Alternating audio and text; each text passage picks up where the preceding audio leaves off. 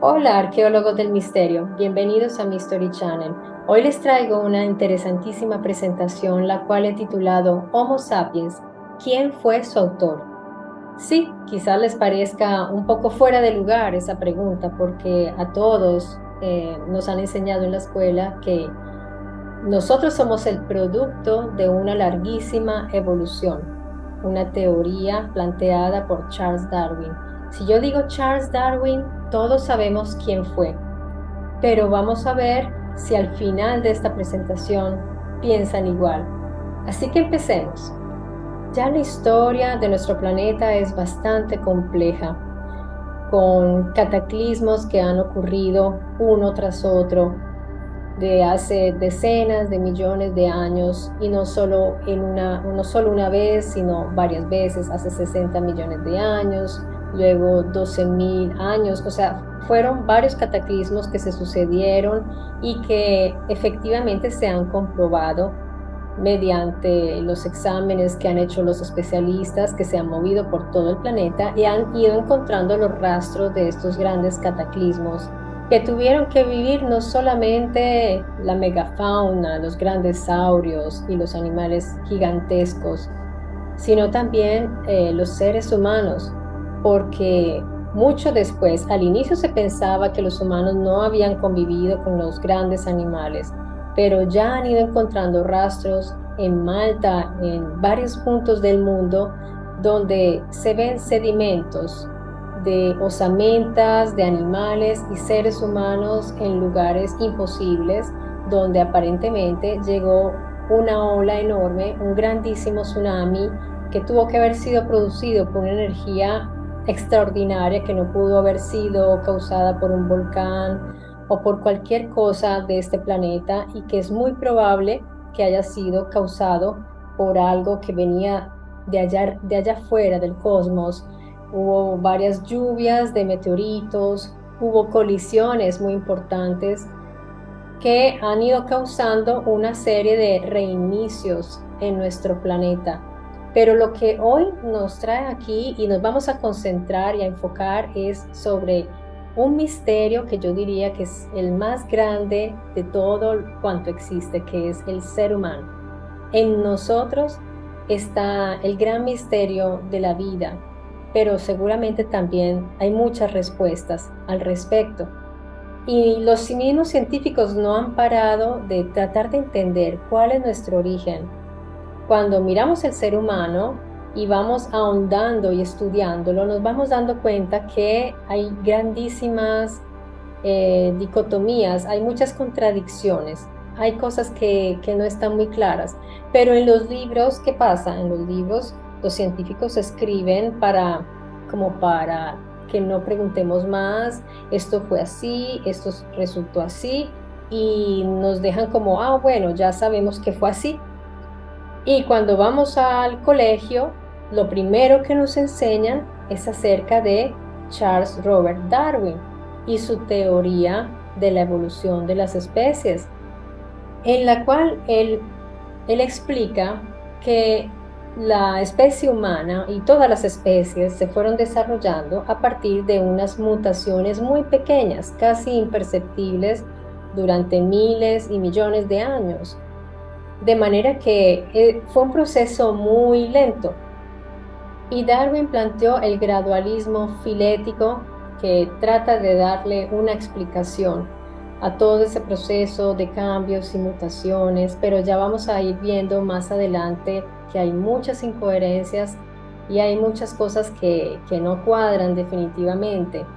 Por decirles un pequeño adelanto, por ejemplo, la pérdida del pelo en el cuerpo no tiene una explicación científica que se pueda justificar, porque en ese gradualismo filético, las especies van buscando un mejoramiento, un beneficio. ¿Cuál era el beneficio de perder el pelo? Yo puedo entender que hoy día los seres humanos son más lampiños, así decimos en mi país, porque tal vez nos hacemos la cera por una estética que recientemente, digamos que es el paradigma, la mujer y el hombre con poco pelo, pero pues cuánto se requiere para que las generaciones futuras ¿Eso es transmisible? Hay que preguntarse, quitarse el pelo del cuerpo con con la cera o con la maquinita de afeitar, ¿es algo que en futuro se transmitiría a otras generaciones? No es un poco pensar, por ejemplo, es un poco como pensar que si nosotros digamos que para comer un fruto que hay ahí en un precipicio nos tenemos que lanzar y lanzar y lanzar, y después de lanzarnos por ese precipicio y morir muchas generaciones que se lanzaron, pues un día les van a salir las alas. Es más o menos algo así, porque hay ciertas cosas que son transmisibles genéticamente, pero otras que no. Y vamos a ver más adelante por qué hay tanta confusión con este tema, tantas contradicciones, perdón, que no hay cosas que no tienen lógica, como eso de la pérdida del pelo en toda la especie humana, porque lo puso en riesgo.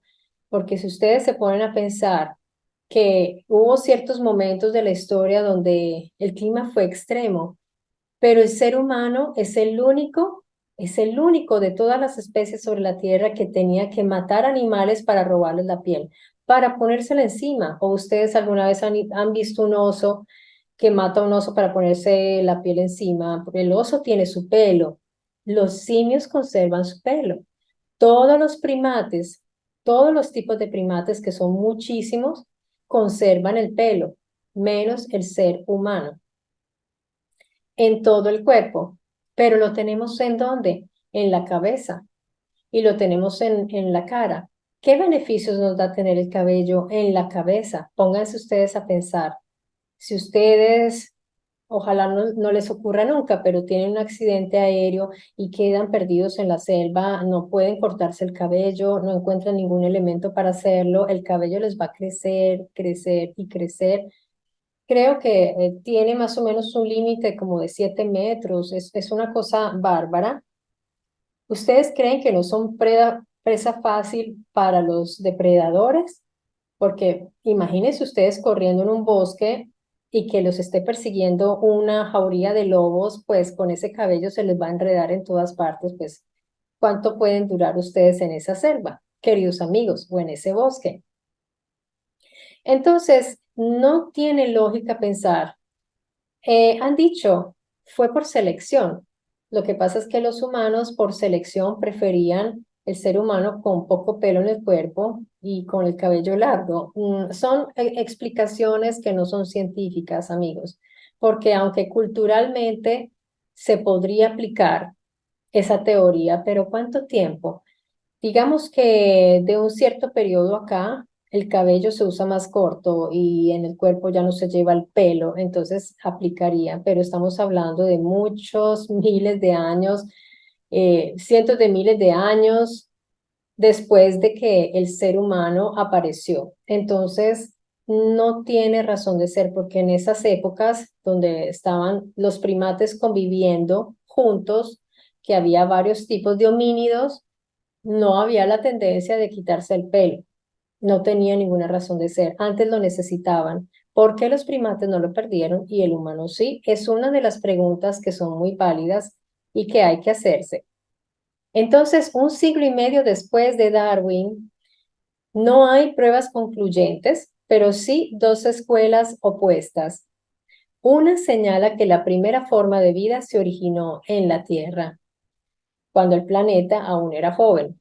Otros no dudan de que la vida llegó del espacio. Miren qué interesante esa teoría, porque no tiene, digamos, tiene lógica, porque a nuestra Tierra llegan constantemente también cuerpos extraterrestres. Nos llegan meteoritos, con la Tierra colisionan constantemente objetos que nos llegan de afuera. De hecho, así han llegado muchos minerales, como el oro, han llegado del espacio, en todos esos cataclismos que les contaba anteriormente. Pues asimismo se ha pensado que el origen del hombre pudo venir de afuera.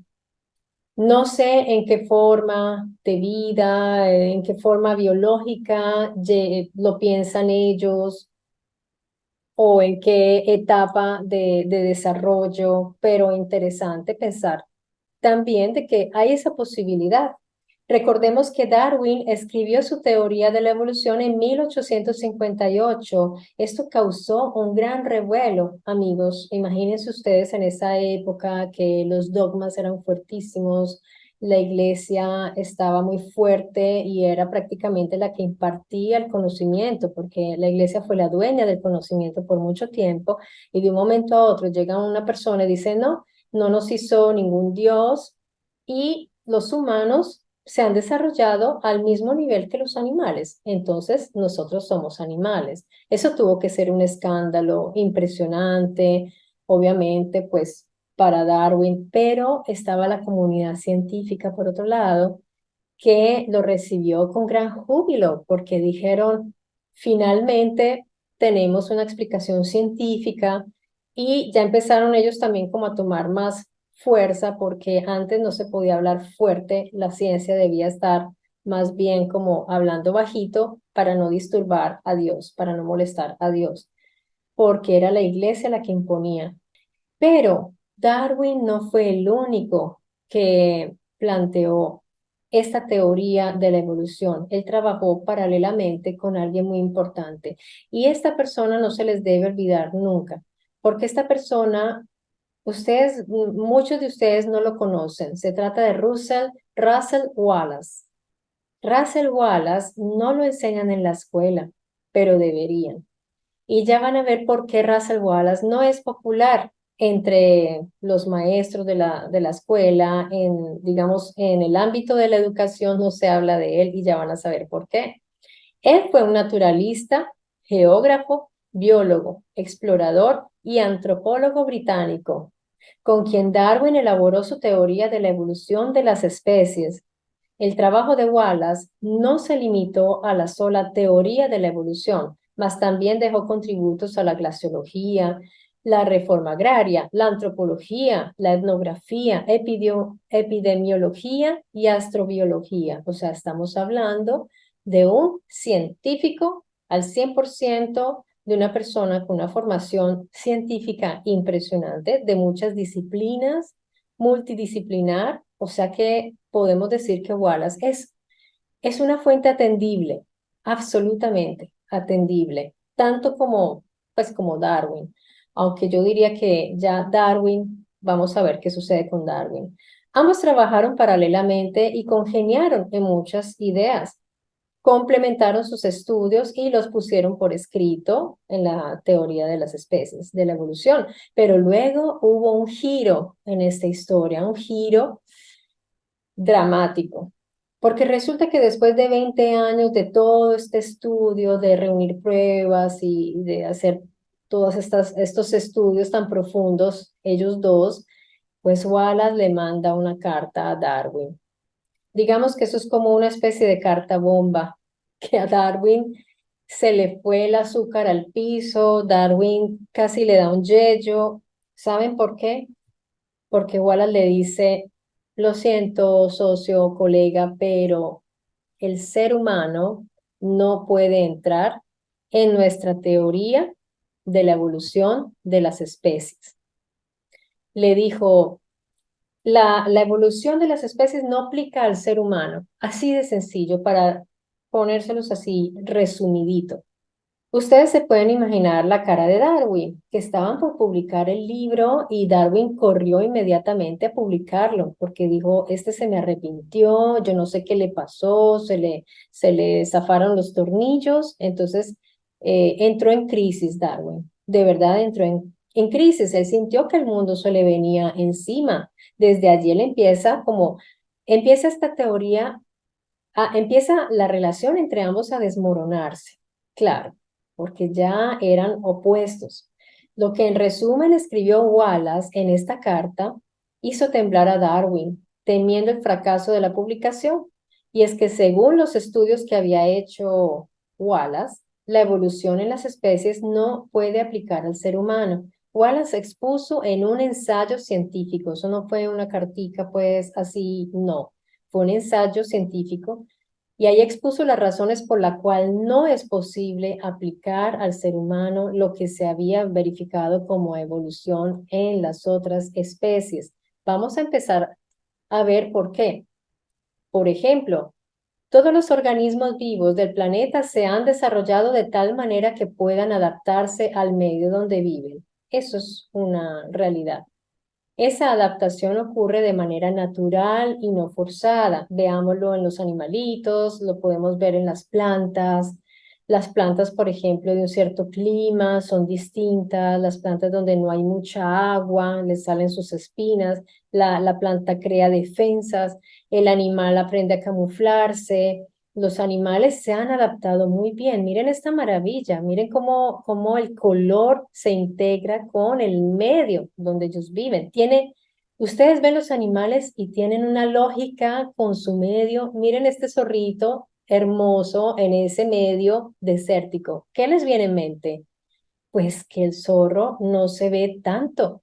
O sea que el zorro para cazar tiene que mimetizarse con ese medio. No estamos viendo un animal de un color escandaloso o que no tiene nada que ver con su medio. Miren cómo se armoniza todo en su medio o habilidades, porque esa adaptación viene de varias maneras. Uno de los principios darwinianos de adaptación no era ni la fuerza mayor o inteligencia, más bien la capacidad de adaptarse a los cambios ambientales. Ustedes no van a ver a un animalito haciendo el cálculo y la raíz cuadrada de pi por 2 por la hipotenusa al cuadrado para ver cuánto es de aquí hasta allá, a ver si se cae o no. El animalito aprende a hacer sus cálculos según la distancia y hace su salto, pero no son científicos. O sea, no es que tengan pues una inteligencia impresionante. ¿O qué inteligencia puede tener un zancudo? Pero si ustedes se dan cuenta, los zancudos saben dónde pararse donde ustedes no los puedan ver y los va a atormentar toda la noche. Miren el camuflaje que les decía. Este animalito, por ejemplo, no sé cómo se llama. Si alguien lo sabe, me lo dice, por favor. Este es hermoso porque tiene unas paticas que le permiten saltar. Las orejas nos dicen por qué necesita esas orejas, esos bigotes. Cada cosa que tiene el animalito tiene una razón de ser. No es gratuita. El gradualismo filético es una idea en el campo de la biología evolutiva que sugiere que las especies cambian gradualmente a lo largo del tiempo a través de una serie continua de cambios pequeños acumulativos. Es así.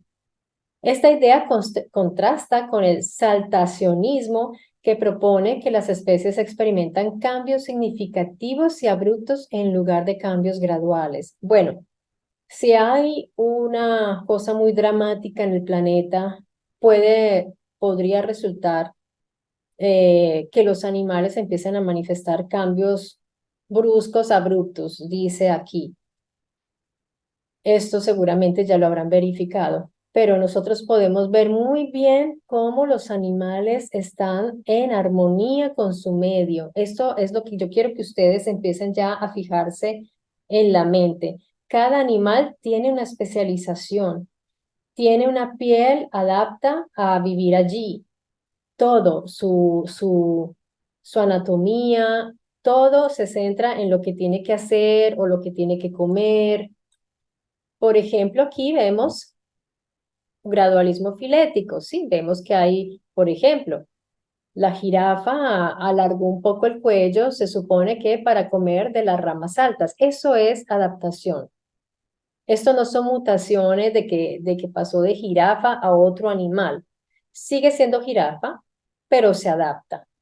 Los caballos han sido, los equinos, por ejemplo, son equinos y se han ido adaptando dentro de su rama evolutiva. Esa es la evolución, es una adaptación.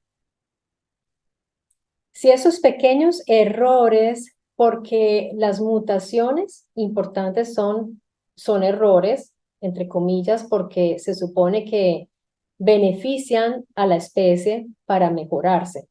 Si esos pequeños errores en el ADN del individuo le permiten adaptarse mejor y sobrevivir a los cambios ambientales fuertes, ese error ese sí se va fijando en el ADN para ir siendo transmitido a su prole, que a su vez lo transmitirá a toda su descendencia. Entonces, como ven, pues se trata de eventos afortunados y casuales, ¿no? Eh, Vamos a ver si eso es posible en el ser humano, eventos afortunados y casuales, porque estamos hablando del paso del simio al ser humano, del homínido, del simio al homínido al ser humano, que pues es el cambio, prácticamente es un salto de especie, porque nosotros no somos más homínidos ni somos simios, somos humanos, somos otra especie. Si esto es cierto, tendrían que pasar millones de años antes de que se notara algún cambio significativo en esa especie. Eso no es de un momento a otro, no es posible que haya una mutación así y beneficiosa de un momento a otro. Tendría que haber muchos individuos intermedios. Esa es otra de las características de la teoría de la evolución. Todo esto que les estoy diciendo es lo que plantea Darwin en su teoría de la evolución.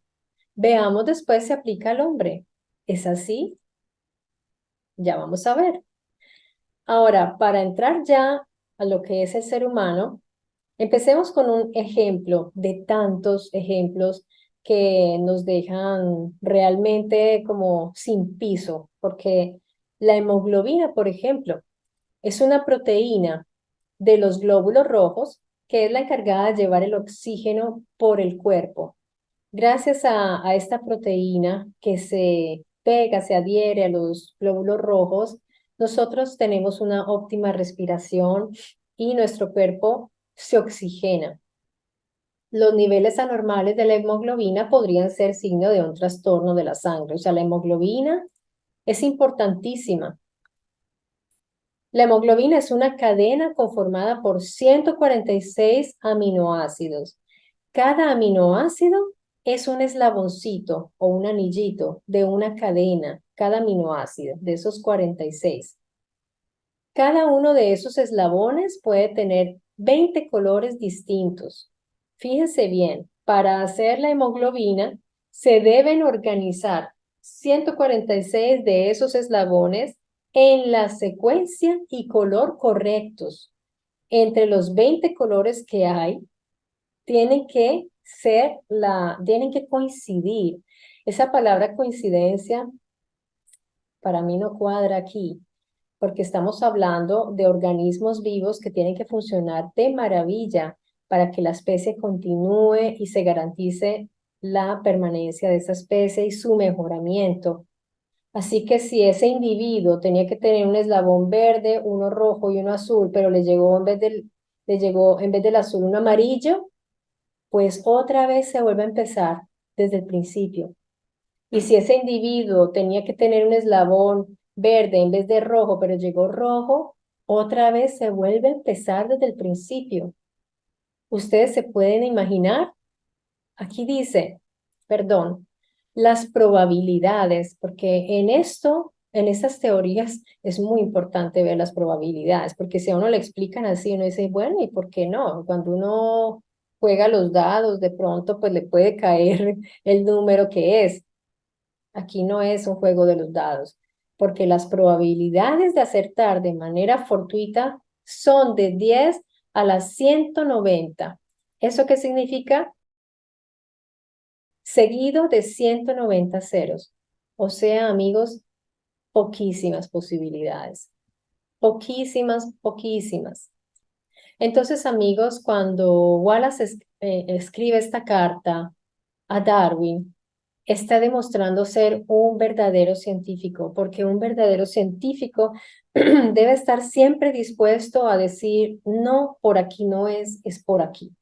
Así hayan pasado 20 años de estudio, de pruebas, de teorías, y cuando ya dice, no, esto no puede ser, tiene que hacer todas sus pruebas, tiene que aplicar su método científico, pero Wallace tuvo la valentía, la humildad de decirle a Darwin, no, nos equivocamos o yo me equivoqué, porque esto no aplica al ser humano.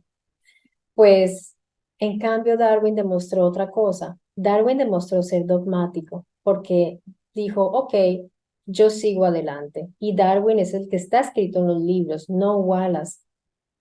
¿Y saben por qué Wallace no está escrito en los libros? Porque cuando Wallace dijo que esto no aplicaba al humano, no solo dijo eso. Wallace dijo que detrás del diseño humano había una inteligencia superior.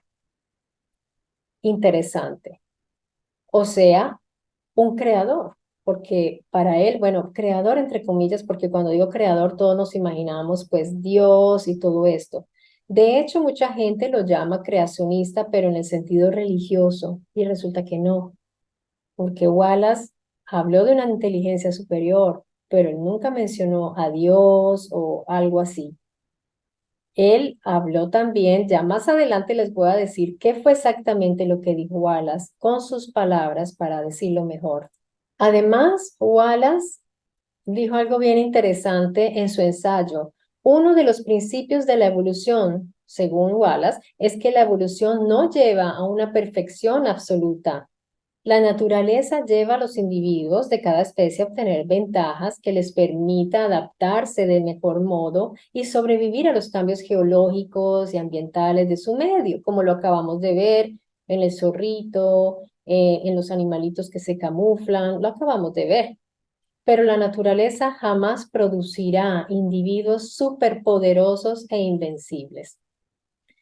¿Se dan cuenta? La naturaleza, para preservar precisamente a la naturaleza, a todas las especies, no crea monstruos que son, digamos, superdepredadores. Porque si ustedes se dan cuenta, pues eso lo vemos tanto en el mar, en los océanos, como en cualquier medio que ustedes vean. Sí, hay animales que son muy fuertes, pero siempre habrá uno que le puede ganar. De hecho, hasta uno más pequeñito le podría ganar porque es más ágil, es más rápido. Si ustedes se dan cuenta, es como si la naturaleza le diera la oportunidad a los animales, a todos, de poderse defender. Y eso es maravilloso porque algunos morirán, algunos serán comidos, algunos serán vencidos, pero algunos irán adelante y continuarán la especie, continuarán a tener prole, a menos que suceda pues algo particular, algo que pues que termine con esa especie en sí. Bueno, entonces ya vimos que la naturaleza no crea seres demasiado exitosos, perfectos, que puedan contra todos los otros, porque se convertiría en una supremacía prácticamente esa especie. Y eso no le conviene a todo el ecosistema de la Tierra, ¿no?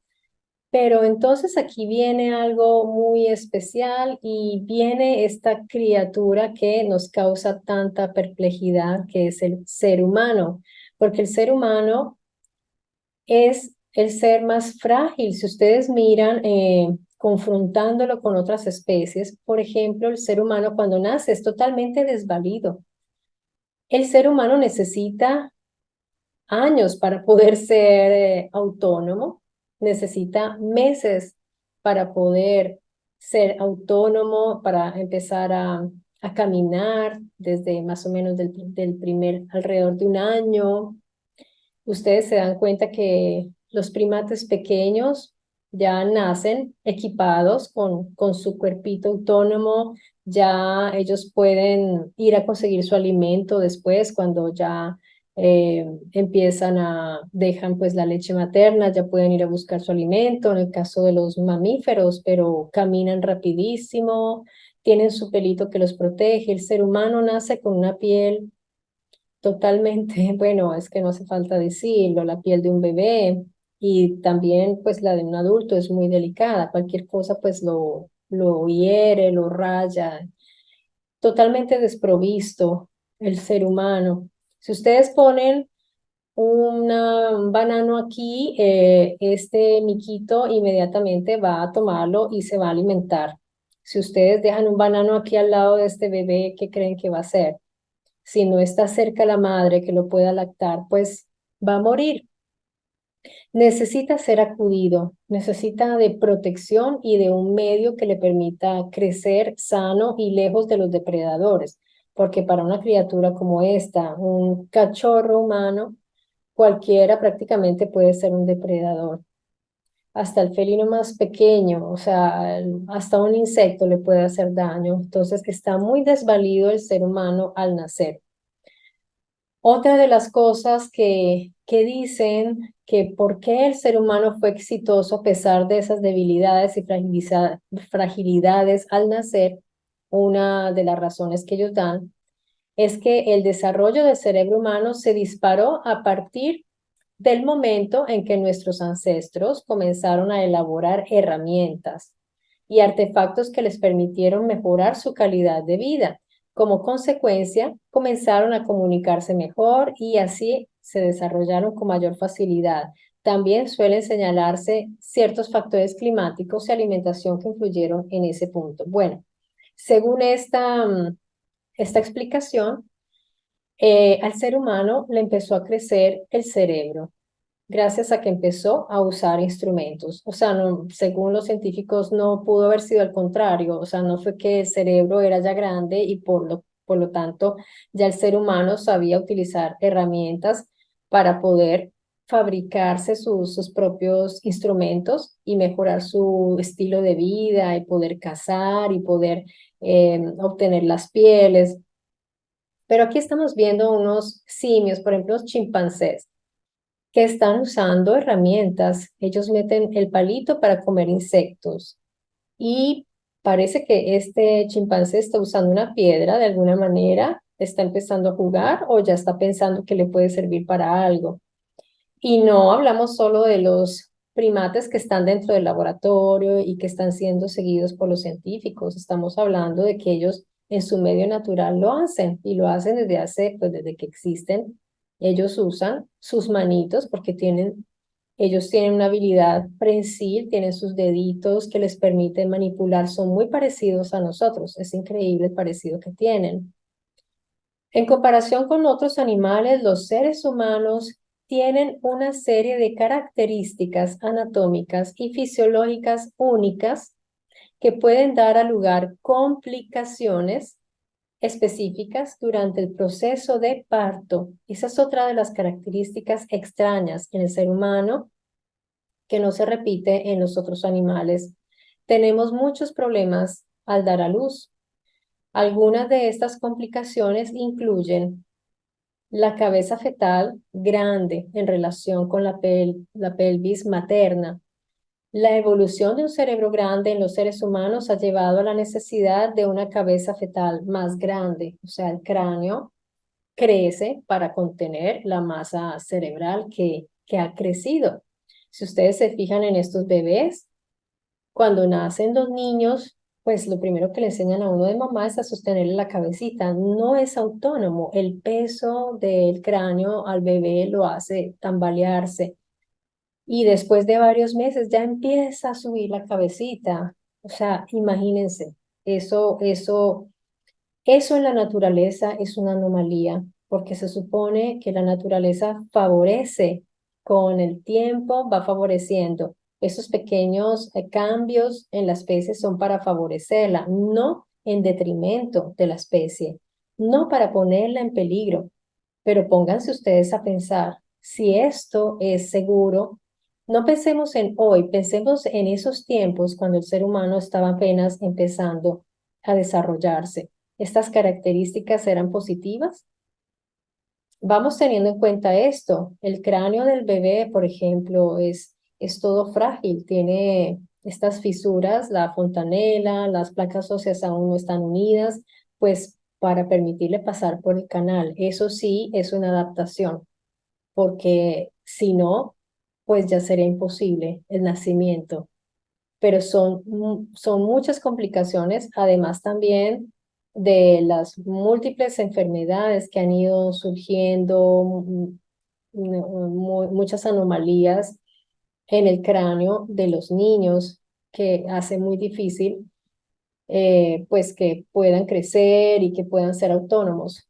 Caminar erguido, por ejemplo, el bipedismo, ¿es realmente un beneficio? Pues dicen que porque para poder ver mejor, ¿no? Alguno de los primates se puso en sus dos patas o piernas y desde ahí empezó a caminar. porque pues le mejoraba la visual, no sé, veía los depredadores, pero la cantidad de problemas que eso ha acarreado, caminar erguido, es una característica única de los seres humanos. Esto ha llevado a cambios en la estructura de la pelvis para soportar el peso del cuerpo en posición vertical.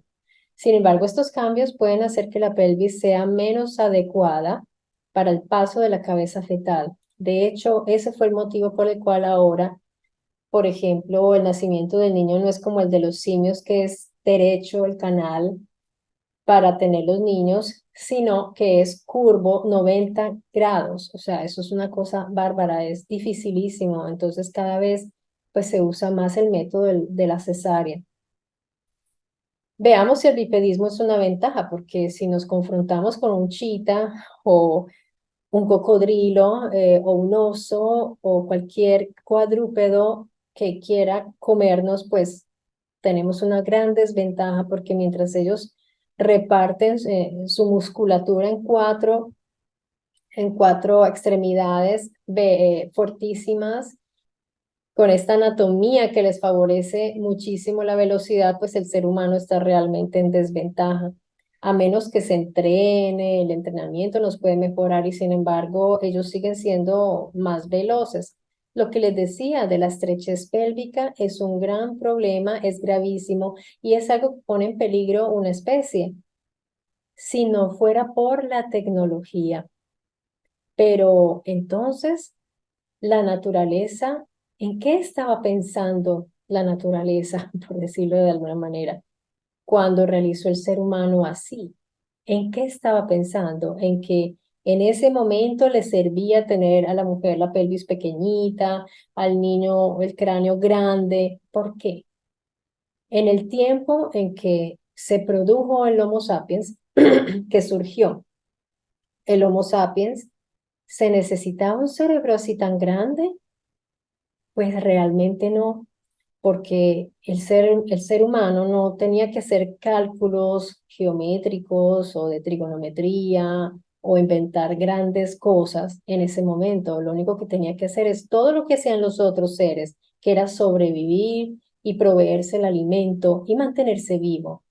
Para eso no necesitaba un cerebro tan desarrollado como el que tiene el Homo sapiens, que se supone que hace 300.000 años apareció con ese cerebro así tan grande.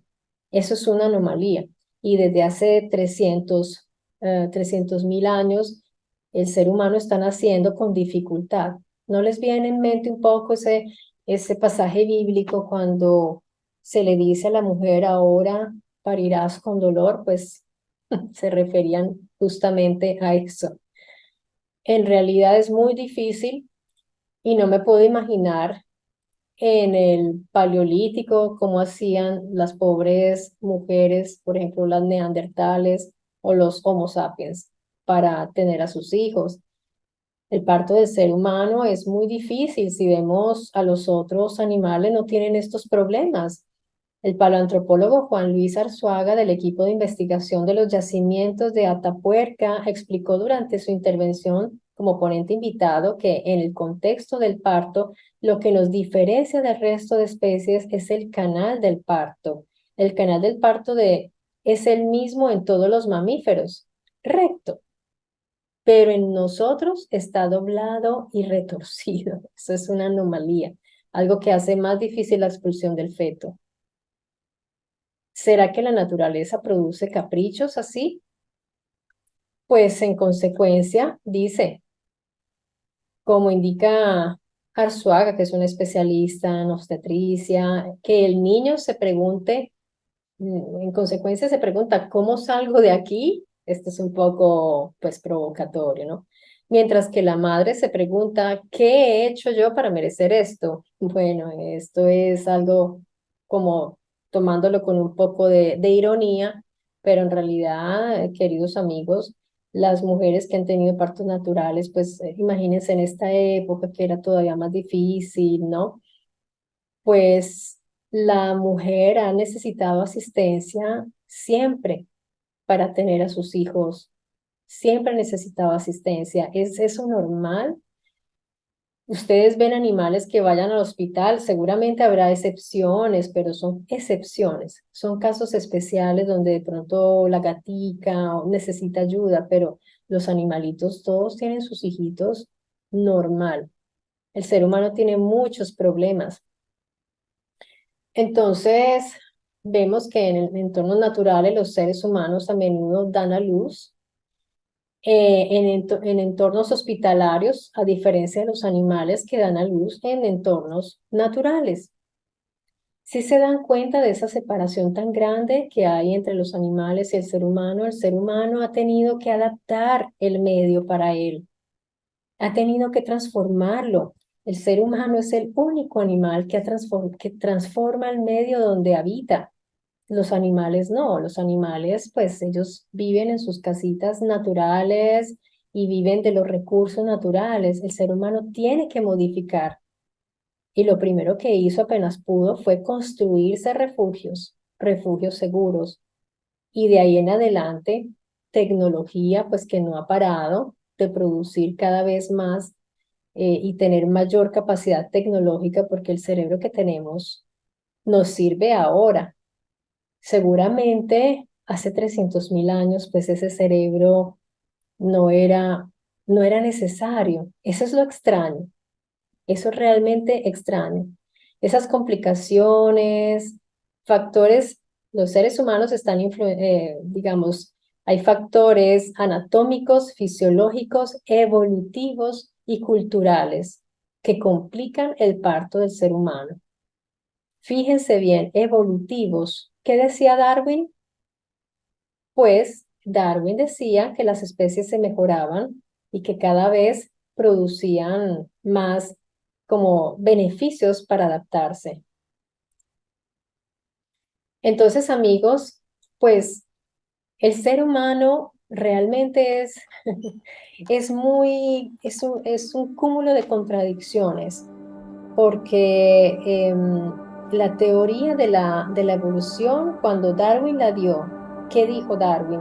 Dijo, si una de estas cosas que yo estoy planteando aquí no se diera, pues se cae toda mi teoría.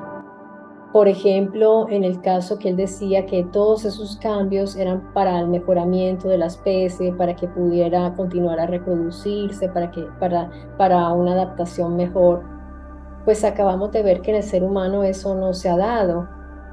En cambio, hay una cosa muy curiosa y quiero que pongan mucha atención a esto porque es una revelación. Y esto lo dijo Massimiliano o Max Caranzano, un italiano del cual leí su libro, muy interesante. Y él dice algo que me impactó muchísimo y es que el ser humano es un proyecto. El ser humano fue diseñado como un proyecto, porque en el momento en que lo hicieron, lo proyectaron a futuro, porque si ustedes ven, todos los mejoramientos que tuvo el ser humano le sirven es ahora, no le servían hace 300.000 años, le sirven ahora. Y ahora ha habido una gran explosión en conocimientos genéticos y tecnológicos impresionantes. Y nos damos cuenta que el tamaño de nuestro cerebro, todo su potencial, la cantidad de neuronas que producimos en comparación con los primates y con otros animales es impresionante. Y ya entendemos mucho más y entendemos que todo esto ha sido para nuestro beneficio y ya pues no tener pelo en el cuerpo no es un problema porque nos hacemos nuestros vestidos y alteramos el clima y alteramos los ambientes, no necesitamos del pelo en el cuerpo, pero en esa época sí nos ayudaba mucho, nos servía muchísimo tener nuestro pelo en el cuerpo. Eso de que fue por selección, eso no tiene ningún sentido porque una persona que tenga el pelo corto o largo, eso no va a impedir que se reproduzca. O sea, es una cosa un poco absurda, pero la ciencia oficial continúa y si ustedes se dan cuenta, en los colegios continúan enseñando la teoría de Darwin, que ya cuando nosotros vamos a estudiar esto, a profundidad, porque yo aquí pues les di, digamos, como una pasada, así, abuelo de pájaro, sobre puntos que me parecen claves tener en cuenta porque de aquí en adelante vamos a seguir investigando muchas cosas y no se pierdan mis videos porque muy pronto voy a traer algo interesantísimo como lo son la dolicocefalia humana, los cráneos alargados. Pues no se pueden perder ese video, esa presentación que les realizaré con una investigación bastante interesante.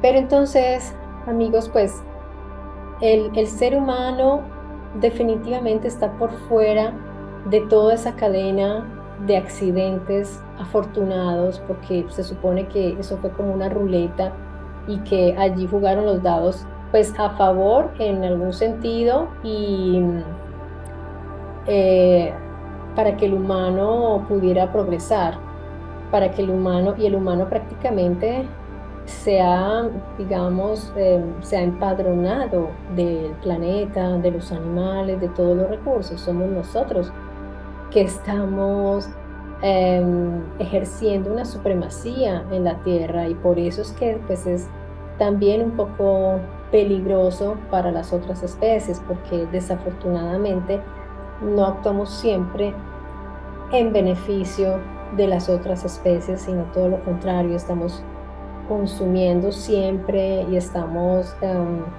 usando mucha energía. Y pónganse ustedes a pensar, el cerebro humano, a pesar de ser, digamos, una parte que pesa como el 2% de toda nuestra masa corporal, usa el 50% de energía de nuestro cuerpo, o sea que es un elemento costoso en términos biológicos porque usa muchísima energía, es como una máquina el cerebro.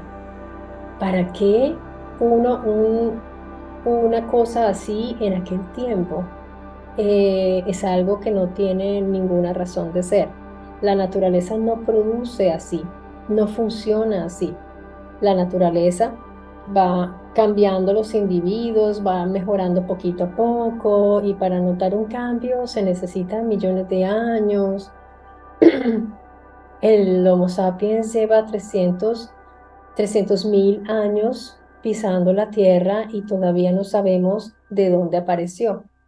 Pero hay alguien que sí lo sabía y hay unas personas que sí lo dijeron y son las personas que en la antigüedad contaron acerca de unas razas que vinieron a la tierra y produjeron al ser humano y lo construyeron y lo realizaron. Entonces, podemos ver que hay una narrativa en todo el planeta Tierra que cuenta siempre lo mismo.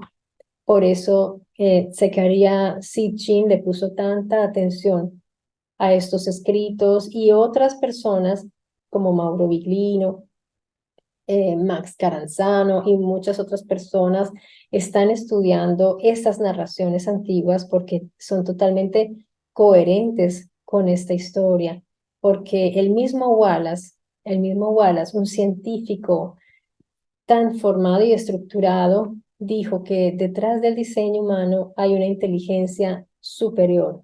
Él nunca habló de Dios o de algo espiritual. Y ya les voy a decir qué dijo exactamente. Voy a leerles textualmente lo que dijo Wallace. Dijo, si nosotros no somos la máxima inteligencia del universo, alguna inteligencia superior a través de mecanismos más sofisticados que los que conocemos, podría haber dirigido el proceso gracias al cual se desarrolló la especie humana. No sé si ustedes recuerdan esa película que a mí me encantó por muchas cosas, la película Prometeo. Pues ahí hay unos diálogos bastante interesantes y miren que en el cine pues siempre nos cuentan muchas cosas, los cineastas, así como muy camuflado, como de manera un poco subliminal, cuando el ingeniero le habla al androide y le cuenta pues cómo uno de ellos llegó a la Tierra y se sacrificó para mezclar su ADN con la biología que había en la Tierra para producir a los seres humanos, pero ellos querían destruir a la raza humana porque veían que los humanos ya querían hacerse inmortales. Y es justamente lo que está pasando ahora. Ahora estamos buscando, bueno, en realidad siempre hemos estado en la búsqueda de la inmortalidad, porque cuando el humano veía, por ejemplo, a los Elohim que duraban decenas de miles de años, hasta 50.000 años podían vivir, entonces para ellos eran eternos. Y ellos sí, los adamitas, ellos sí pierden la longevidad porque los Elohim deciden de quitarle ese aporte de ADN a los adamitas para que ya no tengan esa durabilidad que antes tenían. Pues el ser humano empieza a obsesionarse con vivir más, porque ve que cada vez su vida se va reduciendo. Y lo vemos en Gilgamesh, Gilgamesh que buscaba la eternidad. Y hoy en día, si ustedes ven, la genética está trabajando en eso. Están viendo cómo alargar la vida humana, trabajando los telómeros de los cromosomas humanos, porque ya lo descubrieron. Ya van descubriendo cada vez más cosas en ese árbol de la vida y pues nos vamos haciendo tal vez peligrosos, porque cuando nosotros ya podamos alargar la vida, podremos realizar viajes ya intergalácticos, pero todo eso a futuro, siempre a futuro. Y yo lo único que veo es que es un ciclo de repeticiones, porque estos seres vinieron, ellos, estos individuos, sembran la vida en la tierra y de alguna manera se van o todavía continúan a venir. Pero ahora nosotros estamos también tratando de producir vida, estamos produciendo ya se han hecho, seguramente ya lo han hecho las quimeras entre animales y seres humanos. Ya estamos trabajando bastante en ese sentido y seguramente llegaremos a producir seres humanos tarde o temprano. Entonces nosotros, quién sabe en cuántos miles de años nos convirtamos también de pronto en sembradores de vida. De pronto lleguemos a tener un nivel A en la galaxia, perdón, en todo el universo.